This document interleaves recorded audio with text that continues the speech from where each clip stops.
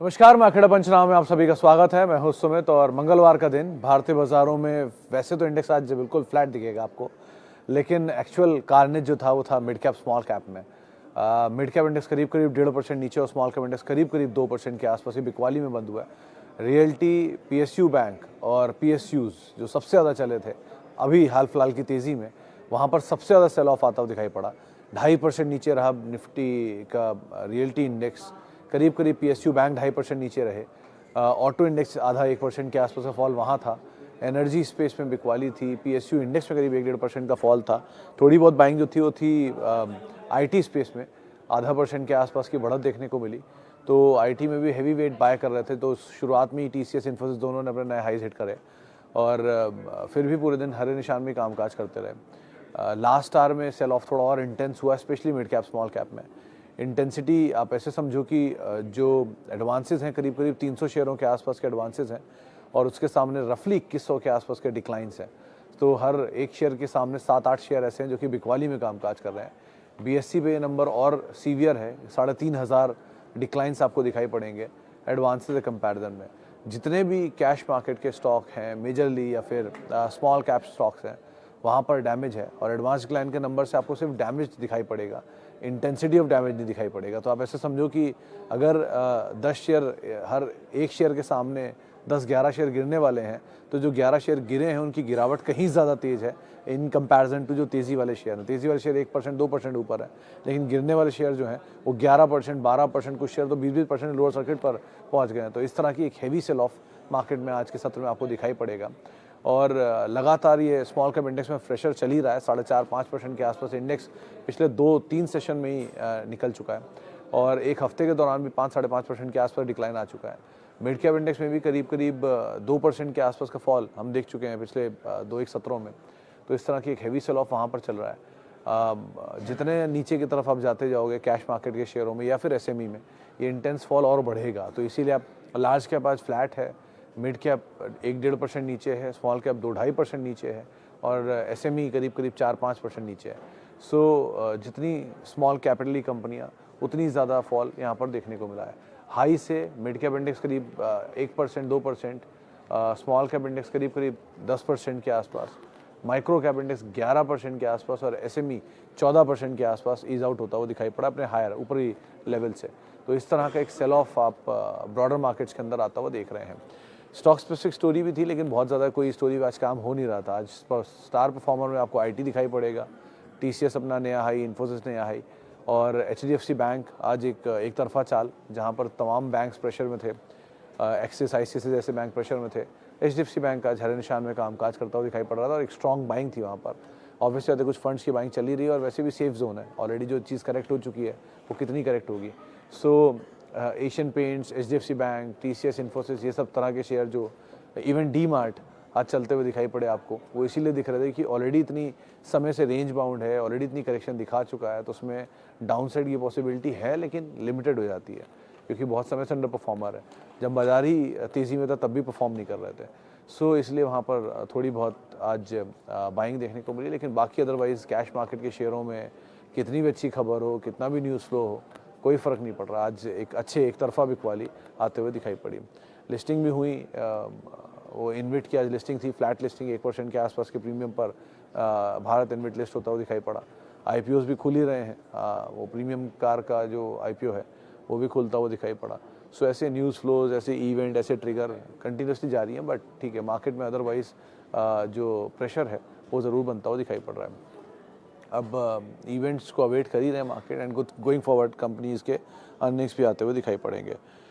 सो चलिए अब सवाल जवाब का सिलसिला शुरू कर लेते हैं और बातचीत कर लेते हैं कुछ सवालों को लेकर। Interglobe aviation for 1 year to long term. तो हर सर देखो, इंटरग्लोब एविएशन के केस में एक ओवरहैंग था जो कंटिन्यूसली ओवरहैंग बना हुआ था, है अभी भी। इनफैक्ट वो गंगवाल फैमिली की तरफ से बिकवाली को लेकर। गंगवाल फैमिली का जो स्टेक है वो धीरे धीरे ऑफलोड कर रहे हैं और हर लॉक इन के ख़त्म होने के बाद उनका एक ऑफलोडिंग होता हुआ दिखाई पड़ता है। सो नियर टर्म जो पिछला वाला था वो 2400 की रेंज में कहीं हुआ था, उसके बाद दूसरा भी ये 3000 की रेंज में हुआ। सो धीरे धीरे ये ऑफलोडिंग का जो ओवरहैंग है वो ख़त्म हो रहा है। सो बस वही ओवरहैंग एक कंसर्न था, but otherwise it's a good company. 52% 53% के आसपास का मार्केट शेयर कमांड कर रहे हैं, स्ट्रॉन्गेस्ट प्लेयर है सेक्टर में और प्रॉफिटेबल भी है। आस्क और कास्क जो दो मेजर रैशनल होते हैं एविएशन के, उसमें भी स्ट्रांगली परफॉर्म कर रहे हैं। डेट तो है, वो तो सब में रहता है, बट मतलब इस सेक्टर का तो लार्जेस्ट प्लेयर है। मारुति आप कह सकते हो कि ये एविएशन स्पेस का है। सो आप लॉन्ग टर्म स्टोरी के लिए हो तो अच्छी बात है, कोई इसमें नेगेटिव न्यूज़ फ्लो नहीं है। ब्रोकरेज हाउसेस के पॉजिटिव भी व्यूज़ भी पॉजिटिव हैं, 3600 4000 के टारगेट्स हैं और बट ये ओवरहैंग थोड़ा रहेगा। तो किसी ऐसे फॉल का इस्तेमाल करके, आज शिल्पा से हमारी बात भी हुई थी सुबह, शिल्पा राउत से पीएल रिसर्च वाली, तो उनसे मैंने इंडिगो पूछा भी था क्या करना चाहिए, तो उनकी यही राय थी कि थोड़ा चला हुआ है, नीचे कहीं मिल जाए तो it's a good opportunity to go for. लेकिन हाँ, आउट राइटली अभी की सिचुएशन में एक बार को एंटर करना ठीक नहीं है, लेकिन नीचे मिल जाए तो it would be a good opportunity to go for. चलिए जी, any quality mid and small cap that can be added now. Dikshit sir, अभी तो तूफान चल रहा है, थोड़ा संभलने दीजिए, फिर कुछ भी करना ज़्यादा आसान रहेगा। मतलब जब तक ये पैनिक स्टेट रहती है तब तक तो कुछ नहीं कह सकते कि कहाँ जाएं कहाँ ना जाएं। सो एक बार को पैनिक स्टेट ईज आउट हो जाए तो नाम तो वही हैं सारे, जहाँ पर पहले भी प्रमोटर बाय था वहाँ जा सकते हैं, जहाँ पर मतलब प्रेफरेंशियल अलॉटमेंट्स के नीचे हैं वहाँ जा सकते हो। सो ट्रिगर बेस्ड या बाइंग बेस्ड इवेंट तो आपको मिल जाएगा आगे भी, लेकिन थोड़ा चीज़ों को स्टेबल होने दीजिए तो ज़्यादा बेटर कॉल ले पाओगे आप, आपको प्राइस अच्छा मिल जाएगा। अभी क्या, अभी आप ले लोगे, फिर यहाँ से 10% नीचे 5% नीचे सरक गया, फिर आपको लगेगा कि ऊपर ले लिया ऊपर ले लिया। सो बेटर है ठीक है, थोड़ा सा स्टेबल होने दीजिए मार्केट को। ऐसा नहीं है कि ये बाजार ऐसे ही चलता रहेगा, टूट जाएगा। अगर आप नंबर देखना चाह रहे हैं तो पिछले साल मार्च में भी ऐसे ही हुआ था, मार्केट ने लोइस बनाए थे, हमने उस टाइम बिकवाली दिखाई थी। उसकी वजह वो टैक्स एडजस्टमेंट कह लो आप, जो गेंस आए हैं जहाँ जहाँ पर मार्केट को, वहाँ गेन ले लो कह रहे हो, तो ये सब पार्ट एंड पार्सल है। ट्रिगर बेस्ड एक वो स्मॉल कैप मिड कैप में बन गया इवेंट, तो ऐसे मतलब थोड़ा तो यहाँ पर ऑलरेडी बबल था ही, तो वो सब चीज़ों का जो क्लब होकर इम्पैक्ट है वो ये दिख रहा है आपको। लेकिन कहीं नीचे मिल जाए, थोड़ा स्टेबल होने लग जाए, साइन अच्छे आ जाए परफॉर्मिंग कंपनीज़ के ऊपर, इनके नंबर्स अच्छे हैं, उनमें आप एंटर करो, कोई रिस्क नहीं होता वहाँ पर। Okay, what I do in Mphasis, can I rotate my money to some other large cap or some value mid cap stock? Sharma साहब देखो, एम्फेसिस भी ख़राब कंपनी नहीं है, बट चला ज़्यादा था और आईटी तो आज तेज़ी था, तो कंपनी तो ठीक ही ले रखी है आपने, बट ऑब्वियसली जहाँ वैल्यू थी वो लार्ज कैप ही था। तो आपको इतने टाइम से इसलिए बोल रहा था कि टीसीएस, इन्फोसिस, एचसीएल, इनमें वैल्यू है, इनको आप देख सकते हो अदरवाइज। सो वो वैल्यू अब बाजार ने आइडेंटिफाई कर दी, एचडीएफसी बैंक इनफैक्ट, तो वहाँ पर भी अभी कोई ऐसा नहीं बदलाव आ गया एचडीएफसी बैंक में, बट ठीक है, जो दाम है वो वैल्यू था ही। 16-17 के मल्टीपल पे कोई बैंक आपको मिल रहा है, वो भी देश का सबसे बड़ा प्राइवेट बैंक, दुनिया का तीसरा सबसे बड़ा बैंक, तो बाजार उसको वैल्यू देगा ही आज नहीं तो कल। सो ये चीज़ देख कर लग रहा था, वो चल गया आज। अब लाइकवाइज जहाँ जहाँ वैल्यू मिल रही है वहाँ जाइए, सिर्फ इसलिए नहीं कि वो मेरा शेयर चल नहीं रहा तो मैं निकल जाऊँ इसमें से और कहीं और चला जाऊँ, ये लॉजिक नहीं सही है अभी के लिए, अदरवाइज भी। बट बेटर इज़ कि आप कहीं नीचे के लेवल पे कोई अच्छा वैल्यू मिले तो आप एक बार को एंटर करो एंड स्टिक टू एम्फेसिस सो फार, जब तक नंबर्स यहाँ पे सपोर्टिव हैं, जब तक नंबर आपके पास है और ठीक ठाक सिचुएशन है। ये कंपनी ख़राब नहीं है अभी भी।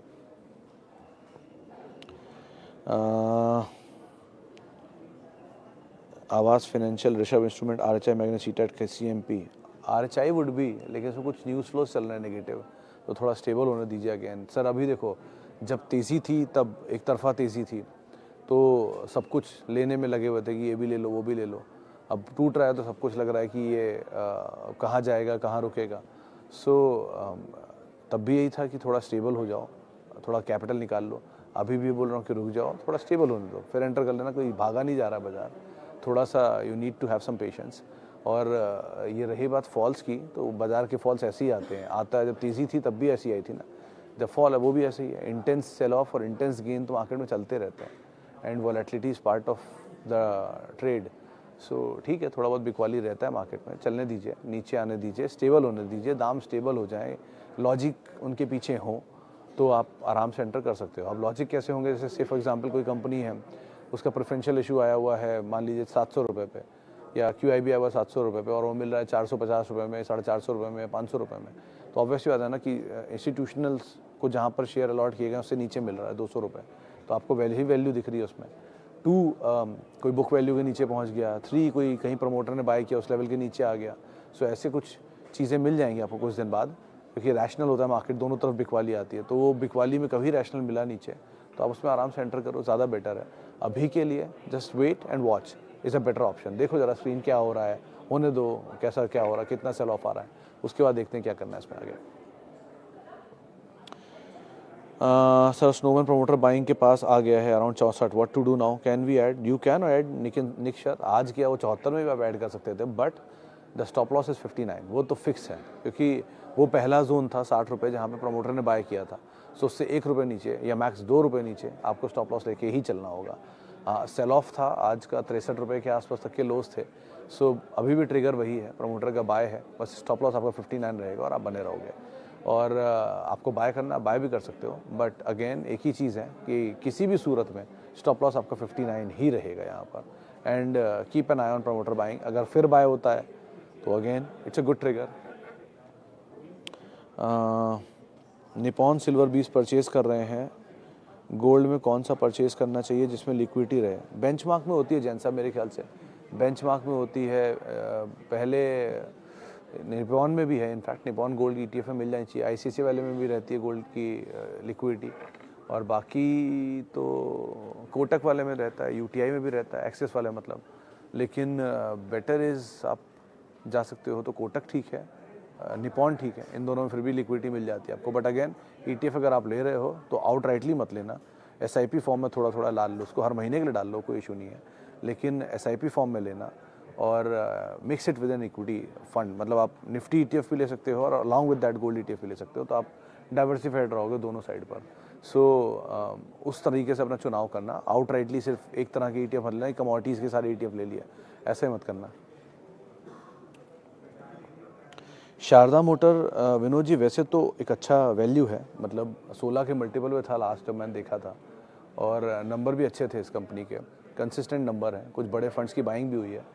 बट अगेन एक ही चीज़ है कि हाल फिलहाल के अगर फॉल में नीचे मिले तो और ज़्यादा बेटर अपॉर्चुनिटी आपके लिए पोस्ट कर देगा। एंजल वाले कंपैरिजन में वो ज़्यादा बेटर सिचुएशन में आपको शारदा मोटर है। सो अगर आप ऑटो में कुछ ढूंढ रहे हो तो बजाज ऑटो था एक बहुत अच्छी वैल्यू जो बहुत भाग गया, लेकिन कहीं किसी नीचे के दौर में मिल जाए तो बेस्ट बाय है, क्योंकि कैश है और रिच है। प्लस लाइकवाइज आप शारदा मोटर देख सकते हो, विद टाइम चलेगा, लेकिन ठीक है आप समय दो तो बढ़िया पैसा बना के दे सकता है। फोर्स जैसी कंपनी है, उसी प्रोफाइलिंग की कंपनी है, और मैनेजमेंट भी ठीक है, वैल्यूएशन भी सस्ता है, तो ठीक लग रहा है, वहाँ पर आप सिचुएशन को एटलीस्ट बेटर साइड पे देख सकते हो। डिक्सन अगेन भागा हुआ सनी सर बहुत ज़्यादा, तो थोड़ा अभी तो होल्ड करो आप और ट्रेल करो, लेकिन क्योंकि 2 क्वार्टर पहले जो नंबर आए थे, ये वाले क्वार्टर नहीं, इससे 2 पहले, मतलब 3 क्वार्टर में जो पहले 2 क्वार्टर के नंबर थे वो बहुत अच्छे थे, जिसके बाद शेयर बहुत चला था। फिर लास्ट क्वार्टर के नंबर थोड़े ढीले पड़ गया तो उसके बाद से वापस नीचे आना शुरू हो गया। सो बेटर इज़ कि अभी तो आप होल्ड करो, महंगा शेयर उठाया है तो होल्ड करना ज़्यादा बेटर है। क्वालिटी कंपनी ठीक है, लेकिन थोड़ा महंगा साइड पर है, तो इस चीज़ को आप ध्यान रख के ही अपनी कॉल लेना कोई भी।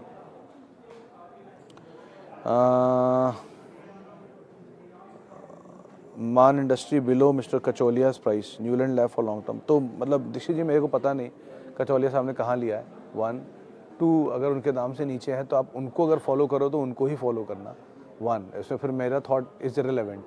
दूसरा ये चीज़ का ध्यान रखना कि smart people no are not the one जिनको पता है एंटर कहाँ करना है, स्मार्ट पीपल आर दोस्त जिनको पता है एग्जिट कहाँ करना है। सो अब कचौलिया साहब हैं या 1% से नीचे चले गए हैं या वो निकल चुके हैं, ये पार्ट भी आप एक बार ठीक से पढ़ लेना, उसके बाद कोई कॉल लेना। तो अगर लेकिन अदरवाइज़ वो हैं और उस पर उनकी होल्डिंग में आ रहा है, ये एवरेज प्राइस है और उसके नीचे आपको लगता है कि नहीं लेना चाहिए, तो आप ले सकते हो। कंपनी ठीक है, आउटलुक भी अच्छा दिया था। कुछ दिन पहले जो लास्ट क्वार्टर के नंबर आए थे उसमें उन्होंने Q4 के नंबर को लेकर एक अच्छा आउटलुक भी रखा था। सो ऑर्डर को लेके स्पेशली CV स्पेस में, तो आप अदरवाइज़ बने रह सकते हो। बट एक ही चीज़ है कि ये पार्ट अगर आप ट्रैक करो तो वही पार्ट ट्रैक करना ज़्यादा बेटर है। ओके, वापस चलते हैं कुछ और सवालों पर। सर फैक्ट 97 का P और 6 का EPS क्या जस्टिफाइड है? फैक्ट है क्या है? अरूप सर देखो, PSU के अमंग कॉस्टलीस्ट स्टॉक्स में से एक है ये, क्योंकि इक्विटी फ्लोट छोटा था इस कंपनी का, जिसकी वजह से इसमें बड़ी तेज़ी आई थी। मेरे ख्याल से 92% के आसपास का फर्टिलाइजर एंड केमिकल ट्रेवनकोर में PSU का स्टेक है। मैं थोड़ा गलत भी हो सकता हूँ, लेकिन मोटी मोटी याददाश्त मेरी ये कहती है कि इस तरह का स्टेक है। सो क्योंकि फ्लोट छोटा था, तो आप ऐसे समझो अगर 100 शेयर हैं और 92 सरकार के पास है, तो 8 ही शेयर तो हैं जिसके दम पे चल सकता है, जिनकी डिमांड सप्लाई होनी है। सो वो 8 शेयरों पे ही डिमांड सप्लाई इतनी स्ट्रॉन्ग आई कि सबके सब चलने लग गया। तो पीएसयू के लो फ्लोटिंग स्टॉक में जो तेज़ी आई थी, जिसमें आया था एमएमटीसी, एसटीसी, और अदर ये एंड्रू यूल और एमटीएनएल एंड ऑल, तो इन सब के लो फ्लोट पे सब शेयर चले थे। इनकी पीएसयू होल्डिंग ज़्यादा थी और इनका फ्लोट कम था मार्केट में, तो उसी में इफेक्ट भी आता है, तो इसलिए चला था। तो इसलिए वैल्यूएशन महंगा भी हो गया और कोई जस्टिफिकेशन भी नहीं है। सो अर्निंग बढ़ना या तो इकलौता जस्टिफिकेशन है, शेयर को नीचे आना दूसरा जस्टिफिकेशन है। सो ये महंगा मल्टीपल रहेगा नहीं, क्योंकि 100 के ऊपर के मल्टीपल यूजुअली बाजार कभी किसी को देता नहीं है, आमतौर पर उसके नीचे आ ही जाता है कुछ समय बाद। Example is D Mart, example is happiest mind, example is Jubilant food, United Spirits, even एक टाइम पे जब ज़्यादा था तब। सो विद टाइम वो एडजस्ट हो ही जाएंगे। बेटर इज़ कि अवॉइड कर सकते हो इस तरह की चीज़ों को। वैसे ही पीएसयू में एक तरफा बेतहाशा तेज़ी रही है, सो एक तरफा बेतहाशा तेज़ी कहीं ना कहीं थमनी चाहिए, और जहाँ होल्ड कर रहा है वहाँ पर आपको पिक करना है कि कौन सा वैल्यू है, किसको आप एंटर कर सकते हो, किसको आप नहीं एंटर कर सकते हो। जहाँ तेज़ी नहीं हुई है वहाँ एंटर करो, या जो वैल्यू अभी भी है उनमें एंटर कर सकते हो। सो थोड़ा सा रियलिस्टिक होने का समय आ जाता है जब फॉल आता है तब। तो अभी कुछ मत करो, लेट द स्टॉर्म पास, थोड़ा समय निकल जाए, थोड़ा तूफान ख़त्म हो जाए, चीज़ें स्टेबल हो जाएं, फिर कॉल ले लेना। ऐसा कुछ बदला नहीं जा रहा है, और लेकिन रैशनल होके अभी लेने की जल्दबाजी मत करिएगा, एटलीस्ट इस तरह की सिचुएशन में। आज पोर्टफोलियो में सारे स्टॉक नेगेटिव आ गए except Tata communication. Arup sir, अभी भी Tata communication has a lot juice to left. In fact TCS भी नहीं आया होगा अगर आपके पास है तो, क्योंकि देखिए जो चीज़ वैल्यू है वो वैल्यू है। अब उसको फैक्ट को आप बदल नहीं सकते। टीसीएस जब 24 से 26 के मल्टीपल पर था, सन 3,000 रुपये के दाम पर, तब वो वैल्यू था। देश की सबसे बड़ी आईटी कंपनी थी, और उस समय पर टाटा टेक आया था 34 के मल्टीपल पर, मुझे अभी भी याद है। वो उसके बाद लिस्ट हुआ था करीब 60 या 65 के मल्टीपल पर, क्योंकि 500 रुपये का आईपीओ था और वो भाग के 1400 पे लिस्ट हुआ था। सो उस समय पर भी वैल्यू थी यहाँ पर। तो जो चीज़ वैल्यू थी वो वैल्यू है। अब आप smart people chase value, otherwise people chase भाव। तो आपको इस चीज़ को समझना पड़ेगा ना, कहाँ सस्ता दाम है और कहाँ सस्ता वैल्यू है। सो सस्ता दाम था टाटा टेक में, और सस्ता वैल्यू था टीसीएस में। सो टीसीएस आज आपके सामने है 4200 रुपया, यानी कि मोटा मोटा 1200 रुपया वहाँ चल चुका है। तो करीब 40-50% गेन उसमें आ चुका है, और ऑन द कॉन्ट्ररी वो 1100 पे खड़ा है। सो चला वो भी है, लेकिन ऑब्वियसली बात है वहाँ पर भाव ज़्यादा सस्ता आज भी है, और वैल्यू अभी भी टीसीएस के फेवर में कंपेरेटिवली टाटा टेक के। सो एग्जाम्पल है ये। ऐसे ही आपको जो चीज़ सही लग रही है, जहाँ पर अच्छा वैल्यू मिल रहा है, वहाँ पर एंटर करिए, वो ज़्यादा बेटर है। जब बाजार ऑल टाइम हाई काट रहा था, तब टाटा कम्युनिकेशन 1400 या 1800 आ गया था वो ख़राब नंबर्स के बीच में, लेकिन वहाँ से एक अच्छी अपॉर्चुनिटी आई, नेक्स्ट क्वार्टर के नंबर अच्छे आ गए, खिंच गया वापस और अपना ने हाई काट रहा है। सो सिचुएशन ऐसी चेंज होती है। तो अगर कोई अच्छी कंपनी आज के किसी फॉल में आपको बुरा दिख रही है, तो आप आराम से एंटर कर सकते हो उसमें। Sir ji, doing SIP in Titan, TCS with this difficult market setup, do you feel I should pause and wait for correction? नहीं तो अंदर सर देखो, SIP करना तो बंद नहीं करना चाहिए कभी भी। किसी भी फॉल में आपको उल्टा SIP का साइज़ और बढ़ा देना चाहिए। जब भी कभी कोई फॉल मिले मार्केट में, आपका SIP का साइज़ बड़ा होना चाहिए। But selection of stock is crucial. आप जिस स्टॉक में कर रहे हो वो ऑलरेडी अपने ऑल टाइम हाई काट रहा है। सो उस स्टॉक में SIP करते जाओगे तो एवरेज ऊपर ही चलता चला जाएगा। या उन स्टॉक में कर रहे हो जैसे HDFC बैंक था, जब अपना वो 1400 आया, 1380 आया, तो आपका SIP का साइज़ बड़ा होना चाहिए था। लेकिन अगर आप कर रहे हो TCS में, चलो TCS तो एक एक्सेप्शनल केस है कि वो अभी उसमें बहुत जूस है, मतलब लार्जेस्ट कंपनी है, कुछ सालों में EPS फिर अपग्रेड हो जाएगी।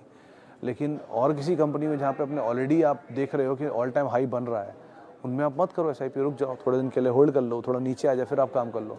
गिरते बाजार में SIP बढ़ती है और बढ़ते बाजार में SIP घटती है। ये क्वांटम होना चाहिए आपका, कि अगर आप अपनी SIP कर रहे हो निफ्टी के लेवल पर, जहाँ निफ्टी था करीब 22,000 और वो टूट के 16,000 आ गया, 17,000 आ गया, तो आपका SIP का लेवल डबल हो जाना चाहिए उस ड्यूरेशन में। लेकिन अगर किसी क्वांटम में आपका निफ्टी 22,000 में आपने SIP शुरू करा और वो 28,000 आ गया और आपको लग रहा है कि बबल और बढ़ गया है, सो उस केस में आपका एसआईपी का जो ड्यूरेशन है या जो साइज़ है वो घट जाना चाहिए। तो आप घटा दो, साइज़ घटा दो, आपका ड्यूरेशन कम कर दो, जैसा भी आपको सही लगे। लेकिन हायर साइड पे एसआईपी का फ्लो कम होता है और लोअर साइड पे एसआईपी का फ्लो ज़्यादा होता है। बाज़ार में भी ऐसा कोई बड़ा फॉल है नहीं, बस mid cap small cap severe damage दिखा रहे हैं, क्योंकि वहाँ पर ऑलरेडी बड़ी तेज़ी थी भी। 40% 50% के आसपास गेन स्मॉल कैप में थे इंडेक्स में। केस टू केस बेसिस पे तो 300-300% गेन है। सो वो वाइप आउट हो रहे हैं, मतलब वो एक राइट साइज़ होंगे, वाइप आउट नहीं होंगे, राइट साइज़ होंगे। तो 100 रुपये की चीज़ अगर 400 गई है और वो 400 रुपये पे उसके वैल्यूएशन जस्टिफाई नहीं है, तो 100 रुपये तो नहीं आएगी, लेकिन हाँ 200-250 कहीं आके स्टेबल हो जाएगी। तो जहाँ स्टेबल हो वहाँ पर आप उसके ऊपर दोबारा बेट करना, अर्निंग्स को देख के, अच्छी कंपनी को देख के।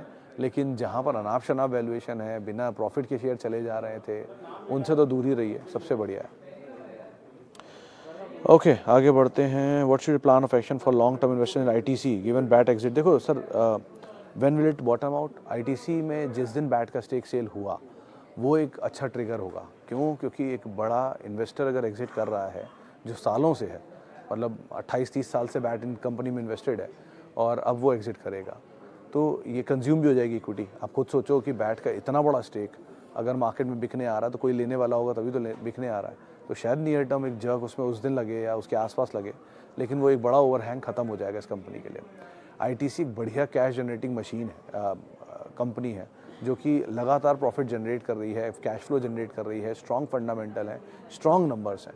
सो it is a good company to hold. और अगर कोई मौका आपको मिल रहा है नीचे ऐड करने का तो थोड़ा थोड़ा लॉन्ग टर्म के हिसाब से उसे देख सकते हो। बट अगेन क्योंकि एफएमसीजी सेक्टर में है, थोड़ा स्लो है, लेकिन और आईटीसी भी स्लो है क्योंकि इक्विटी साइज़ बड़ा है, सो और प्रमोटर होल्डिंग है नहीं, सो ये वजह से ये ज़्यादा धीरे धीरे चलने वाले स्टॉक्स में है। सो बट अगेन इसमें कोई फंडामेंटली कोई इशू नहीं है, और बैट का स्टेक सेल होना नियर टर्म एक शॉक ज़रूर रहेगा, लेकिन वो मेरे ख्याल से उसी दिन उसका ओवरहैंग खत्म हो जाना चाहिए। सो जिस दिन ये बैट का डील हुआ ऐसा लग रहा है कि उस दिन शेयर हरे में होना चाहिए। अब बाकी पता नहीं क्या होता है, लेकिन अदरवाइज़ ये एक बड़ा ओवरहैंग है जो कि खत्म हो जाए। जैसे इंडिगो में हुआ, सप्लाई आती आ रही है, सप्लाई कंज्यूम हो रही है, सप्लाई कंज्यूम होती शेयर पॉजिटिव रिएक्ट कर रहा है। लाइकवाइज आईटीसी में भी रह सकता है, तो आप उस लिहाज से इसको देखिएगा।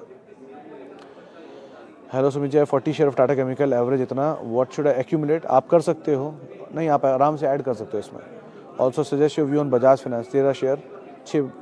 बजाज फाइनेंस में सर थोड़ी क्वांटिटी रखना, लेकिन टाटा केमिकल ज़्यादा बेटर पोजीशन है लेने के लिए, वैल्यू ज़्यादा है उसमें। चले फिलहाल अब इतने सवालों को शामिल करूँगा, माफ़ी उन सभी लोगों से इनसे बातचीत नहीं हो पाई। बहुत बहुत शुक्रिया उन सभी लोगों का जिन्होंने सवाल पूछा। आपसे मुलाकात होगी अब 5:30 बजे। तब तक के लिए आप मेरे साथ जुड़ सकते हैं। @सुमित रिसर्च मेरा ट्विटर हैंडल है। किसी भी निवेश से पहले अपने वित्तीय सलाहकार की राय ज़रूर लें, और CNBC आवाज़ के यूट्यूब और फेसबुक पेज पर आप हमारे साथ जुड़ सकते हैं। नमस्कार।